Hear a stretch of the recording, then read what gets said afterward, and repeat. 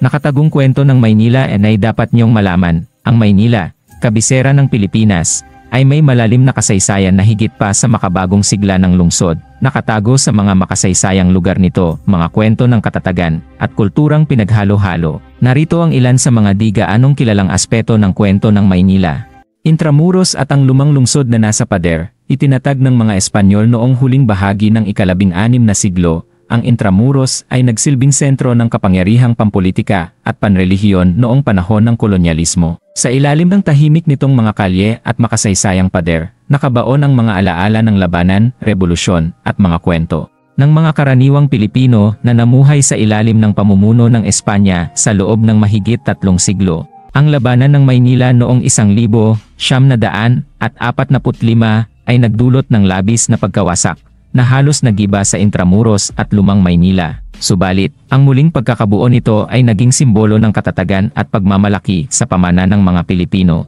Ang orihinal na Chinatown, ang Binondo, Maynila, ay tahanan ng pinakamatandang Chinatown sa mundo na itinatag noong 1574.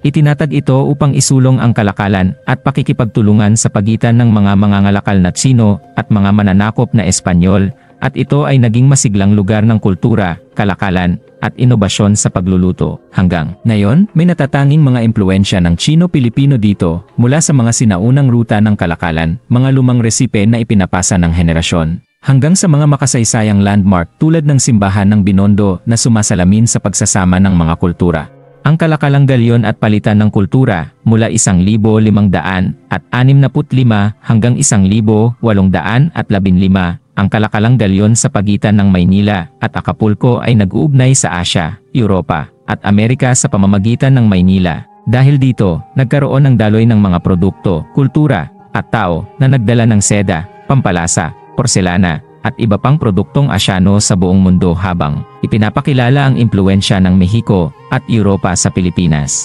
Ang mga elemento ng pagluluto, arkitektura, at sining sa Maynila ay nagtataglay pa rin ng bakas ng palitang ito, tulad ng paggamit ng mga sangkap tulad ng kakao at mga teknik tulad ng pagbuburda. Maynila noong ikalawang digmaang pandaigdig, isa ang lungsod sa mga pinakamatinding na pinsalang kabisera noong ikalawang digmaang pandaigdig. Libo-libong sibilyan ang nawala sa matinding labanan sa pagitan ng mga puwersa ng Hapon at mga tropang Amerikano sa labanan ng Maynila. Ang pagkawasak at kalaunang paglaya noong Pebrero 3, 1945 ay ginugunita taon-taon bilang pagpupugay sa katatagan at tapang ng mga taong nagsikap at muling bumangon mula sa trahedya.